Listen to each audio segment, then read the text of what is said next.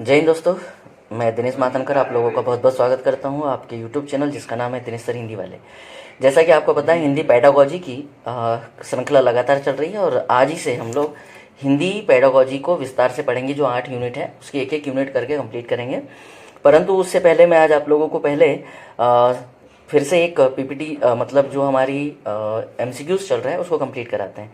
तो आज का पहला प्रश्न है, व्याकरण से लिया गया प्रश्न है, समास की दृष्टि से कौन सा पद शेष भिन्न है। मतलब ये प्रश्न ये कर रहा है कि समास की दृष्टि से इनमें से चारों में से कोई एक ऐसा शब्द है जो समास को डिफाइन नहीं कर पा रहा है, मतलब उससे भिन्न है। तो युग चेतना की अगर बात करें तो इसमें समास है द्वंद्व समास। कौन सा समास है? द्वंद्व समास है। भाषा शिक्षण की बात करें तो भाषा अलग है, शिक्षण अलग है, तो इसमें भी द्वंद्व समास है। अर्थ ग्रहण की बात करें तो अर्थ अलग है, ग्रहण अलग है, तो इसमें भी अर्थ द्वंद्व समास है। परंतु प्रति और प्रतिदिन यहाँ पर थोड़ी गड़बड़ कर दी इसने। दिन रात हो जाता तो हो जाता, यहाँ दरअसल क्या हुआ है, दिन भी है और प्रतिदिन भी है। तो यहाँ एक ही समास को दो बार बताने की, मतलब एक ही शब्द में द्वंद्व समास भी बोल रहा है और एक ही शब्द में अव्ययी भाव भी बोल रहा है। तो ये गड़बड़ हो गया, यहाँ पर अतिशेष हो गया है। क्या बोलते हैं इसको? अतिशेष बोलते हैं। तो ये गड़बड़ हो गई थोड़ी सी। अगले प्रश्न की तरफ बढ़ते हैं, इसलिए प्रश्न का उत्तर जो है आपका वो है बी। दूसरे प्रश्न का थोड़ा सा वाचन कर लेते हैं। दूसरे प्रश्न जो है वो उपसर्ग और प्रत्यय पर आधारित प्रश्न है। इसमें पूछा है सहभागिता शब्द का निर्माण किस उपसर्ग और प्रत्यय से हुआ है। तो सहभागिता में अगर देखा जाए तो कई जगह ईता प्रत्यय लगा देते हैं बच्चे, जबकि ईता प्रत्यय बहुत कम, मतलब मिलता ही नहीं है। ई हो सकता है या ता हो सकता है। तो यहाँ पर क्या होगा, सह प्लस ता प्रत्यय होगा, क्योंकि इसमें सह शब्द जो है वो उपसर्ग है और भागी मूल शब्द है और ता इसमें प्रत्यय है। तो सह शब्द जो हो गया वो उपसर्ग हो गया, ता इसमें जो हो गया वो प्रत्यय हो गया। और अगर मैं सह शब्द की बात करूं, किसकी बात करूं, तो ये हो गया सह शब्द हो गया आपका उपसर्ग,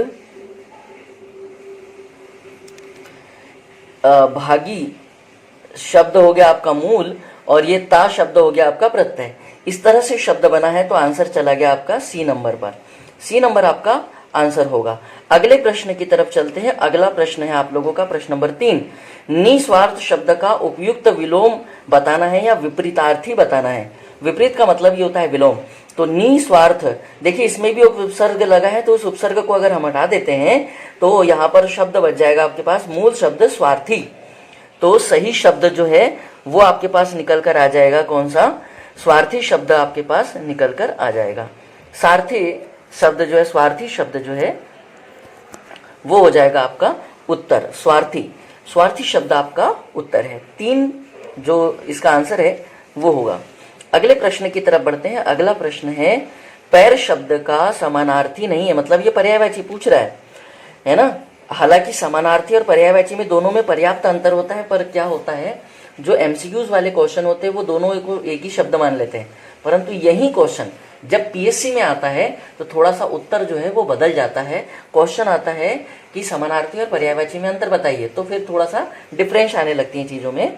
तो वो जब PSC मेंस में पढ़ेंगे तब बताएंगे। पैर शब्द का समानार्थी नहीं है, तो चरण भी होता है, पग भी होता है, पद भी होता है। चरण और पद जो है ये आप लोगों ने छंद में नाम सुने होंगे, पग जो है ये आप लोगों ने सुने ही होंगे, जो कि नव जो है ये नए को कह देते हैं। तो यही आपका आंसर है, B is the right answer. अगले प्रश्न की तरफ बढ़ते हैं। प्रश्न नंबर 5 कहता है, प्रश्न नंबर 5 कहता है कि समास की दृष्टि से शेष पद भिन्न है, मतलब 3 पद यहाँ पर फिर भी समान है और एक असमान है। तो मिलना जुलना ये फिर से एक बात हो गई, कौन सा? द्वंद्व समास की बात हो गई। खान पान द्वंद्व समास, रहन सहन द्वंद्व समास, पर ये अपनी अपनी जो है ये अव्यय कहलाता है बेटा। ये क्या कहलाता है? अव्यय कहलाता है। इसलिए सही आंसर जो हो जाएगा वो हो जाएगा आपका बी। 2 नंबर का आपका आंसर है। अगले प्रश्न की तरफ बढ़ते हैं। अगला प्रश्न है, भाषा कौशल के संबंध में कौन सा कथन सही नहीं है। भाषा कौशल के संबंध में ये क्वेश्चन तो खूब आते हैं। भाषा कौशल के, भाषा कौशल एक क्रमिक क्रम में ही अर्जित किए जाते हैं। भाषा कौशल एक दूसरे को प्रभावित करते हैं। भाषा कौशल एक दूसरे से संबंधित है। भाषा कौशल एक क्रम में अर्जित नहीं किए जाते, ये गड़बड़ हो गया। जबकि भाषा कौशल जो होते हैं एक क्रम में किए जाते हैं, कि पहले सुनना होता है, फिर लिखना होता है, पहले पढ़ना, फिर लिखना, फिर बोलना। मतलब ये सब चीजें आप लोगों ने सुना होगा कि लिखना, बोलना, पढ़ना और सुनना, नाम सुने ही होंगे आप लोगों ने, LSRW, ये है सही sequence, LSRW, listening, speaking, reading and writing. तो सुनना, बोलना, रीडिंग मतलब पढ़ना और राइटिंग मतलब लिखना, ये सही होता है LSRW। ये सीक्वेंस याद रखिएगा, ये बढ़ते और घटते क्रम में दोनों में पूछ लेता है। चलिए, तो सही उत्तर तो आप लोगों को मिल गया होगा कि इसका सही उत्तर जो है वो है 4, मतलब डी। अब इसकी कुछ विशेषताएं जो है वो व्याख्या में आपको बता देता हूं। ये है वो 4 कौशल जो क्रमवार होते हैं, LSRW, सुनना, बोलना, पढ़ना, लिखना। इस क्रम को न जाने कितनी बार पूछा गया है, तो आप लोगों को इसको ऐसा याद रखे, LSRW, ठीक है, याद रखें। लर्निंग, लिसनिंग, स्पीकिंग, राइटिंग और नहीं, रीडिंग और राइटिंग होगा ना, LSRW, हाँ यही तो है सही। लिसनिंग पहले सुनना, फिर स्पीकिंग बोलना, फिर रीडिंग पढ़ना या पाठन, और राइटिंग मतलब लिखना या लेखन। ये क्रम पूछा जाता है। इन कौशलों को अर्जित करने का क्रम आमतौर पर इसी क्रम में होता है, क्योंकि सुनने से बोलने की क्षमता विकसित होती है। ये क्रम का भी कारण बता रहा है कि क्यों बोलने से पढ़ने की क्षमता विकसित होती है और पढ़ने से लिखने की क्षमता विकसित होती है, इसलिए ये क्रम इसी रूप में रहता है। ये क्रम न जाने कितनी बार एग्जाम में पूछा गया है। हो सकता है कई बार ऐसा आता है कि सबसे पहला कौशल कौन सा होता है, दूसरा कौन सा होता है, चौथा कौशल कौन सा होता है, तीसरा कौन सा होता है। तो ये क्रम पूछता है, इसलिए इसको याद रखिए। क्रमवार से भी क्वेश्चन आ जाते हैं, इसलिए ध्यान से समझ के रखिए। और पिछले शायद 2nd या 3rd वाला जो पीपीटी पढ़ाई थी, वीडियो पढ़ाया था, उसमें भी इस तरह के कुछ क्वेश्चन थे। यदि आप लोगों ने क्वेश्चन अटेम्प्ट किए हैं तो मुझे बताइएगा जरूर कि कौन से वाले वीडियो में था। क्वेश्चन अगला है 7वां नंबर का, बच्चों के भाषा प्रयोग में होने वाली त्रुटियों के संबंध में कौन सा कथन उचित नहीं है। क्वेश्चन ध्यान से सुनिए, बच्चों के भाषा प्रयोग में होने वाली त्रुटियों के संबंध में कौन सा कथन उचित नहीं है। त्रुटियों का अर्थ नहीं है शिक्षक में कमी, त्रुटियां सीखने की प्रक्रिया का एक पड़ाव है। त्रुटियों का अर्थ भाषा अज्ञानता है, त्रुटियां बच्चों की मदद का मार्ग तय करती है। देखो ये तो सही बात है, त्रुटियों का अर्थ ये नहीं है कि शिक्षक में कमी, नहीं भाई, बच्चे में भी हो सकती हैं, किसी कारणवश भी हो सकता है। त्रुटियां सीखने की प्रक्रिया का एक पड़ाव, ये बिल्कुल सही बात है, परंतु त्रुटियों का अर्थ भाषा अज्ञानता से बिल्कुल ऐसा नहीं होता है। त्रुटियां जिसको भाषा के ज्ञान होता है वो उससे भी हो सकती हैं, क्योंकि एक प्रोसेस है ये तो, है ना। त्रुटि तो सभी से होती हैं, तो इसका सही उत्तर है भाषा अज्ञानता। बच्चों के भाषा प्रयोग में होने वाली त्रुटियों का अर्थ यह नहीं है कि वो भाषा से अनजान है, बल्कि वो भाषा को जानते हैं, पर ये त्रुटियां सीखने की प्रक्रिया का एक हिस्सा होते हैं, इसलिए गलतियां हो ही जाती हैं। और बच्चे की भाषा क्षमता के विकास का एक पड़ाव होता है। त्रुटियों के कारण क्या क्या हो सकते हैं, तो त्रुटियों के कारण भाषा की जटिलता आती है, सीखने की प्रक्रिया होती है, अभ्यास की कमी आ जाती है, विकास की अवस्था होती है, इस वजह से भी ये सब चीजें हो जाती हैं। त्रुटियों का महत्व कहाँ कहाँ बढ़ जाता है, तो सीखने की प्रक्रिया का हिस्सा है इसलिए महत्वपूर्ण है, बच्चों की मदद का मार्ग तय करता है इसलिए महत्व है, शिक्षकों को बच्चों की जरूरतों को समझने में महत्वपूर्ण स्थान देता है इसलिए महत्वपूर्ण है, भाषा की क्षमता के विकास का एक महत्वपूर्ण पड़ाव या स्थान है। अगला देखिए, प्रश्न नंबर 8 क्या कहता है, बच्चों में भाषा सीखने की क्षमता कैसी होती है।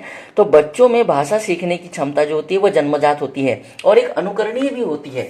यदि ये दोनों ऑप्शन क्वेश्चन में दिए हुए हैं तो उस समय तो जन्मजात लगाना है, पर यदि वो ऐसा लिख दे कि जन्मजात होती है और अनुकरणीय भी होती है, तो फिर आंसर अगर कहीं लिख दे कि उपरोक्त दोनों सही है या दोनों में से एक सही है, तो फिर उस समय आप लोगों को आंसर थोड़ा सा सोच समझ कर लगाना है, क्योंकि अनुकरणीय भी होती हैं और जन्मजात भी होती हैं। पर इन्होंने आंसर जो है वो एक को माना है, तो अपन जन्मजात के साथ अभी चल लेते हैं, परंतु अनुकरणीय भी होती है।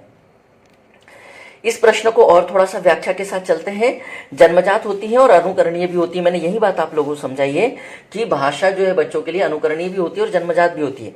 बच्चों में भाषा सीखने की क्षमता दोनों ही होती है। जन्मजात कैसे होती है, तो ये देखिए, बच्चे जन्म से ही भाषा सीखने की क्षमता रखते हैं, है ना। मस्तिष्क के में भाषा सीखने के लिए विशेष क्षेत्र होते हैं। बच्चे जन्म से ही ध्वनि और शब्दों को पहचानने लग जाते हैं उच्चारणों के साथ, मतलब सही नहीं होते हैं, वो टूटे फूटे होते हैं पर होते हैं बोले। और अनुकरणीय का मतलब क्या है? अनुकरणीय मतलब होता है, उसको धारण कर लेना, कि बच्चे अपने आसपास के लोगों की भाषा को सुनकर दोहराते उसका अनुकरण करते हैं, रिपीटिशन करते हैं। बच्चे अनुकरण के माध्यम से भी भाषा के नियमों और संरचनाओं को सीख लेते हैं। बच्चे अपने परिवार और समाज की भाषा को सीखकर अपनी भाषा क्षमता को विकसित करना शुरू कर देते हैं या कर लेते हैं, तो अनुकरणीय भी होती है।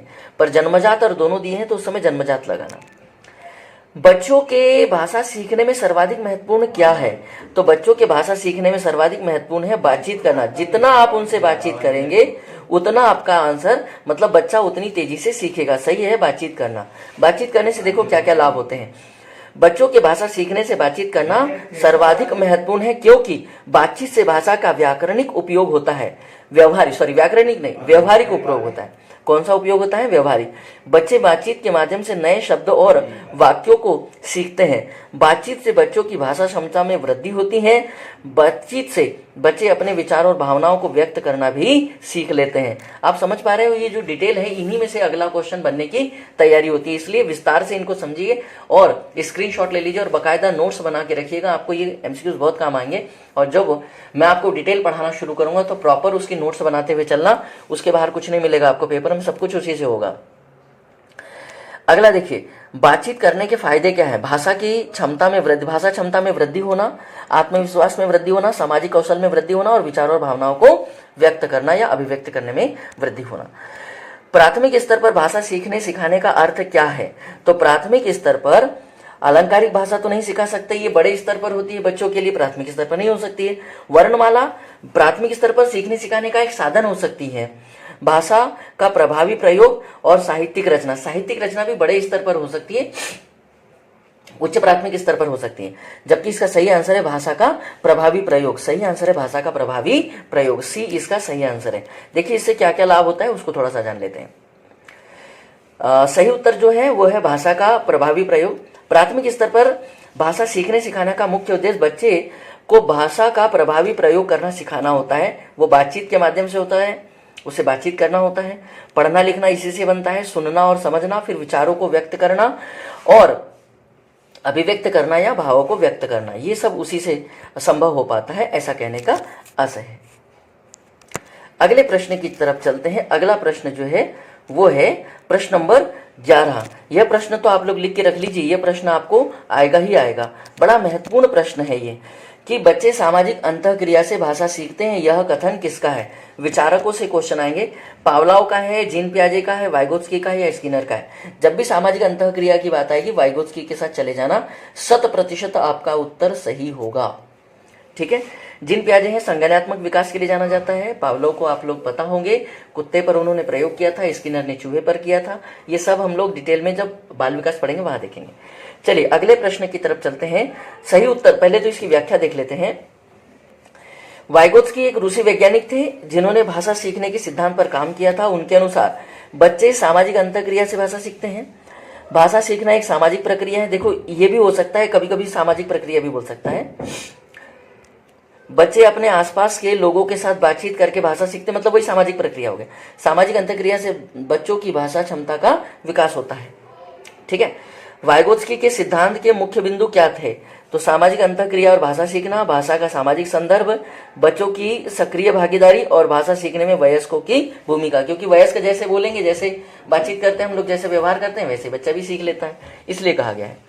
अगला देखिए, प्रश्न नंबर 12 क्या कहता है? बच्चों को लिखना सिखाने में सर्वाधिक महत्वपूर्ण कौन सा कथन हो सकता है, कौन सा विचार हो सकता है? काव्यात्मक भाषा, तो ये काव्य भाषा तो आपको पता है बड़े स्तर पर है। सुंदर लेखन तो ये बाद में आता है। विचारों की अभिव्यक्ति और वर्तनी की शुद्धता, देखो विचारों को व्यक्त करना अगर आ गया तो वर्तनी की शुद्धता भी धीरे धीरे सीख ही लेगा। तो सही आंसर है विचारों की अभिव्यक्ति। लिखना सिखाने के लिए पहले उनको बोल दो कि तुमने क्या क्या सीखा है, जो उनको लिखकर बताओ, तो जो जो उन्होंने सीखा होगा वो अपने मन से जो कुछ आता होगा वो लिख के बता देगा। अगला देखिए, विचारों की अभिव्यक्ति कैसे? तो बच्चों को लिखना सिखाने में सबसे अधिक महत्वपूर्ण विचारों की अभिव्यक्ति है, क्योंकि लेखन का मुख्य उद्देश्य विचारों को व्यक्त करना ही होता है। बच्चे अपने विचारों और भावनाओं को लेखन के माध्यम से व्यक्त करते हैं। विचारों की अभिव्यक्ति से बच्चों की सोच और सृजनात्मकता का विकास होता है, उनके अंदर नई नई चीजों का डेवलपमेंट होता है, सृजन क्रिएटिविटी आती है। लेखन कौशल के विकास में बच्चों की अभिव्यक्ति महत्वपूर्ण होती है। लेखन सीखने के चरण क्या क्या है, स्टेप्स क्या क्या है, वो भी देख लीजिए। विचारों को व्यक्त करना, शब्दों और वाक्यों का चयन, लेखन की तकनीकी और वर्तनीय और व्याकरण की शुद्धता, तो ये सब उसके अंतर्गत आने वाली स्टेप्स हैं। ठीक है, विचारों को व्यक्त करने के मतलब जो बात है, विचारों को भाव व्यक्त करने वाली बात हो गई, उसके लिए ये चरण है कि हमें क्या क्या करना चाहिए। शब्दों और वाक्यों का चयन करना चाहिए, लेखन की तकनीकी कैसी हो, कौशल कैसा हो, और वर्तनीय और व्याख्या और शुद्धता। चलिए अगला देखिए, अगला प्रश्न जो है, प्राथमिक स्तर के बच्चों के लिए पाठ्य पुस्तकों के निर्माण में आप सर्वाधिक महत्वपूर्ण किसे मानते हैं। ठीक है, ये बहुत महत्वपूर्ण प्रश्न है, ये भी एक आईएमपी लेवल का प्रश्न है कि प्राथमिक स्तर के बच्चों के लिए पाठ्य पुस्तक के निर्माण में आप सर्वाधिक महत्वपूर्ण किसे मानते हैं। भाषा का विविध गद्यांश साहित्य, अभी साहित्य वगैरह से उसको उतना ज्यादा कुछ महत्वपूर्ण लगाव नहीं होता है। प्रसिद्ध लेखक, अब लेखकों तो को पढ़ लेगा पर समझेगा कैसे। प्रसिद्ध रचनाएं, रचनाएं भी ऐसी होनी चाहिए जो बच्चे पर आधारित हो तो काम बन जाएगा, पर ये प्रसिद्ध रचनाएं वगैरह तो जो है बड़े बड़े स्तर पर होती हैं। तो इसका सही आंसर है भाषा की विभिन्न रंगतें। अब रंगतें का मतलब यहाँ तुम रंगतें मतलब उसको कलरने से मत ले लेना, कलर करने से मत ले लेना। यहाँ रंगतें का मतलब है बच्चों के लिए जो चुटकुले, कहानियां, पोयम्स उससे हैं। तो देखिए इसकी व्याख्या देखिए मैंने कैसे व्याख्या की है। इसका सही उत्तर जो है वह भाषा की विभिन्न रंगतें। अब रंगतें क्या होती है उसके बारे में मैंने यहाँ पूरा आपके लिए लिख कर रखा है। प्राथमिक स्तर के बच्चों के लिए पाठ्य पुस्तक के निर्माण में भाषा की विभिन्न रंगतें सर्वाधिक महत्वपूर्ण है। बच्चों को विभिन्न प्रकार की भाषा शैलियों से परिचय कराना, बच्चों की भाषा क्षमता का विकास करना, बच्चों को विभिन्न विषयों और थीम से परिचित कराना, बच्चों की रुचि और उत्साह को बढ़ावा देना, मतलब उसकी रुचि के अनुसार काम करना। रंगतें का मतलब है छोटी छोटी कविताएं, कहानियां, नाटक, वार्तालाप, विविध लेखन, ये सब होते हैं भैया, है ना, विशिष्ट नहीं होंगे, विविध होंगे, छोटी छोटी चीजें।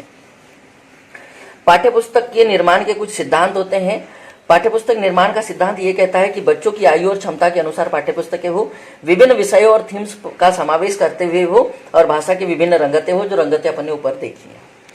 अगले प्रश्न की तरफ चलते हैं। प्रश्न नंबर 14 क्या कहता है, बहुभाषी कक्षा में मातृभाषा का प्रयोग किसे बढ़ावा देता है। बहुभाषी कक्षा में, बहुभाषी मतलब होता है जहां पर बहुत सारी भाषाओं में कक्षाएं ली जाती है, उन भाषाओं में मातृभाषा का क्या उपयोग है। तो अनदेखा कर दिया जाना चाहिए, ये तो बिल्कुल सरासर गलत हो गया। अस्वीकार कर देना चाहिए, ये भी सरासर गलत हो गया। अधिक महत्व नहीं देना चाहिए, ये भी गलत हो गया, क्योंकि बच्चा जब मातृभाषा से चीजें सीखता है तो बड़ी जल्दी से या बड़ी शीघ्रता से ग्रहण कर लेता है, इसलिए सही आंसर हो जाएगा सी। देखिए स्वीकार किया जाना चाहिए, बहुभाषी कक्षा में मातृभाषा के प्रयोग स्वीकार किया जाना चाहिए, क्योंकि मातृभाषा बच्चों की पहली और सबसे महत्वपूर्ण भाषा होती है। मातृभाषा बच्चों की संस्कृति को और पहचान से जुड़ी होती है, इसलिए भी जरूरी है। मातृभाषा के प्रयोग से बच्चों की भाषा क्षमता में वृद्धि होती है। मातृभाषा के प्रयोग से बच्चे को अपनी भावनाओं और विचारों को व्यक्त करने में मदद मिलती है। कई बार क्या होता है, विशिष्ट या क्लिष्ट भाषा में वो नहीं कर पाता है, इसलिए। मातृभाषा के प्रयोग के फायदे देखिए क्या क्या है। बच्चों की भाषा क्षमता में वृद्धि होती है, संस्कृति और पहचान की मजबूती होती है, आत्मविश्वास में वृद्धि होती है, और शिक्षा में सफलता मिलती है, क्योंकि अंतोतगत्वा हमारा जो मुख्य उद्देश्य है वो शिक्षा में सफल होना ही तो है। आज का अंतिम और महत्वपूर्ण प्रश्न, भाषा सीखने सिखाने में सर्वाधिक महत्वपूर्ण क्या है। तो संचार माध्यमों का प्रयोग। अब संचार माध्यम मतलब कम्युनिकेशन कैसे कर रहे हैं। अभिभावकों की साक्षर होना, देखो साक्षर होना जरूरी तो है पर बहुत महत्वपूर्ण है क्या, ये नहीं है। भाषा शिक्षक का भाषा ज्ञान ये भी जरूरी होता है, पर उन सब में जरूरी होता है भाषा का समृद्ध परिवेश, पहले माहौल बनाना, और ये सब उसके अंतर्गत आने वाले उपकरण हो सकते हैं, तत्व हो सकते हैं। ठीक है, तो सही आंसर जो है वो है 4। अगला इसकी व्याख्या देख लीजिए, भाषा का समृद्ध परिवेश। भाषा सीखने सिखाने में भाषा का समृद्ध परिवेश सर्वाधिक महत्वपूर्ण है, क्योंकि बच्चों को विभिन्न प्रकार की भाषा सुनने और बोलने का अवसर मिलता है। बच्चों की भाषा क्षमता में वृद्धि होती है, बच्चों को भाषा के विभिन्न रूपों से परिचित करना होता है, बच्चों की सोच और सृजनात्मकता में वृद्धि आती है। भाषा का समृद्ध परिवेश कैसे तैयार करें, तो वो घर में हो सकता है, स्कूल में हो सकता है, समाज में हो सकता है, या फिर मीडिया के माध्यम से भी हो सकता है। तो ये था आज का वीडियो। कैसा लगा आप लोग एक बार कमेंट जरूर करिए, वीडियो को लाइक और शेयर कीजिए, ज़्यादा से ज़्यादा लोगों तक पहुंचाइए। और अब हम मिलेंगे पूरे विस्तार से टॉपिक को पढ़ने के लिए। तो क्या आप लोग तैयार है? एक बार मुझे परमिशन जरूर दीजिए, मुझे बताइए आप लोग क्या पढ़ना पसंद करेंगे, कौन से टॉपिक से शुरू करें? व्याकरण से शुरू करें, सेक्शन जो उसमें लिखा है ना, चौथी नंबर यूनिट या तीसरी या दूसरी? ठीक है, शुरू करते हैं। आज शाम को मिलेंगे फिर हम लोग। तो आज के लिए इतना ही। इतेश्री, जय हिंद, जय भारत। फिर मिलते हैं।